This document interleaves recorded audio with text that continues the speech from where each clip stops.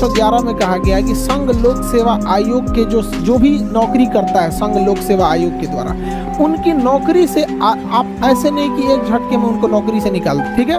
तो उनको ना क्या करना है, आप लोग को संरक्षण देना है। संविधान उन लोगों को क्या देता है, संरक्षण देता है। किसके तहत, 311 के तहत। इसलिए देखिएगा आईएएस अधिकारी जो डीएम एसपी होते हैं, इन लोगों को नौकरी से निकालना काफी टफ हो जाता है। जो डीएम वगैरह होते हैं, डीएम एसपी मजिस्ट्रेट, इन लोग को नौकरी से निकालना काफी टफ हो जाता है। क्योंकि अगर आपने यूपीएससी या स्टेट पीसीएस के थ्रू क्या लिया है, जॉब लिया है, तो आपके लिए संरक्षण का अधिकार किसमें है, 311 में है। किसमें दिया गया है, 311 में दिया गया है, ठीक है।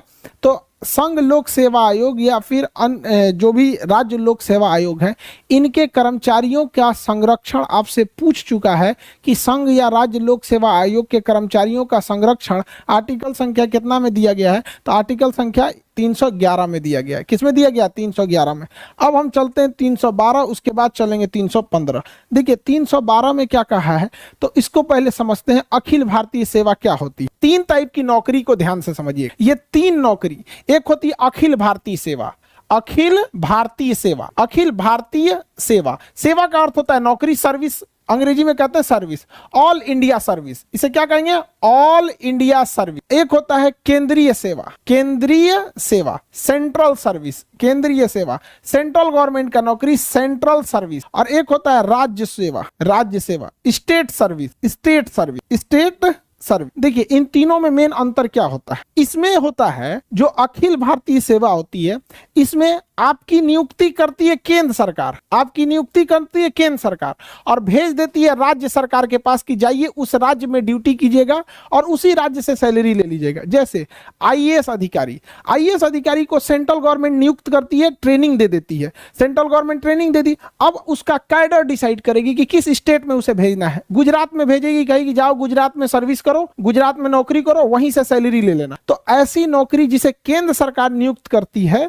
और केंद्र सरकार ट्रेनिंग देती है, लेकिन वह व्यक्ति आके राज्य सरकार के डिपार्टमेंट में सेवा देता है और राज्य सरकार से सैलरी लेता है, ऐसी नौकरी को अखिल भारतीय सेवा कहते हैं। यह भारत में सबसे पावरफुल जॉब है, क्योंकि वह राज्य सरकार उस अधिकारी को कुछ समय के लिए सस्पेंड कर सकती है, लेकिन हमेशा के लिए नौकरी से निकालने का अधिकार उसे नहीं होता है, अर्थात बर्खास्त यानी उसको टर्मिनेट नहीं कर सकती है।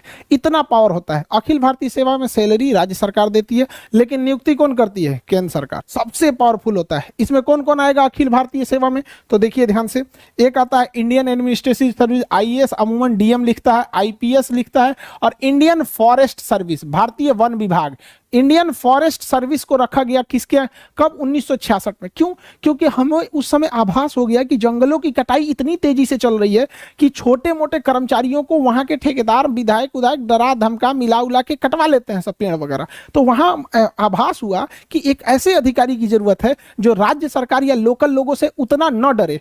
आईएएस जो होता है ना, ये कार्मिक मंत्रालय इसको कंट्रोल करती है, इसे गृह मंत्रालय कंट्रोल करती है, और इसे पर्यावरण एवं वन मंत्रालय कंट्रोल करता है। आईपीएस की ट्रेनिंग किस शहर में, हैदराबाद। आईएएस की ट्रेनिंग किस शहर में, आईएएस की ट्रेनिंग, आईएएस की ट्रेनिंग मसूरी में। और आईएफएस की ट्रेनिंग कहां होती है, IFS Indian forest service, Dehradun. केंद्रीय सेवा में केंद्र सरकार नियुक्त करती है और केंद्र सरकार अपने पास रख लेती है। केंद्र सरकार नियुक्त करती है और केंद्र सरकार अपने पास रख लेती है। यह होता है केंद्रीय सेवा।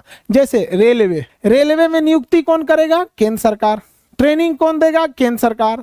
भेज कहां देगा, रेलवे डिपार्टमेंट में। रेलवे डिपार्टमेंट किसका, केंद्र सरकार का। सैलरी कौन देगा, केंद्र सरकार। अगर आपको राजदूत बना के अमेरिका भेज दिया जाता है, अगर आपको राजदूत बना के अमेरिका भेज दिया जाता है, तो नियुक्ति कौन करेगी, केंद्र सरकार। किसके थ्रू, यूपीएससी के थ्रू नियुक्ति करेगी केंद्र सरकार और सैलरी देगी केंद्र सरकार। आपको कभी जापान, अमेरिका, रूस भेजेगी तो केंद्र सरकार के निर्देश पर जाएंगे। यूपीएससी में अगर आपको इंडियन पोस्टल सर्विस मिल गया या इंडियन रेवेन्यू सर्विस मिल गया, इंडियन रेलवे सर्विस मिल गया, तो ये सब केंद्रीय जॉब होते हैं। कौन सा जॉब होता है, केंद्रीय जॉब। तो जरूरी नहीं कि यूपीएससी में आपको सब अखिल भारतीय सेवा मिल जाए। राज्य सरकार आपको नियुक्त करेगी, राज्य सरकार नियुक्त करेगी, राज्य सरकार ट्रेनिंग देगी और राज्य सरकार काम कराएगी आपसे और वेतन देगी। सारा चीज जब राज्य सरकार के अंडर में आ जाता है तो राज्य सेवा कहलाता है।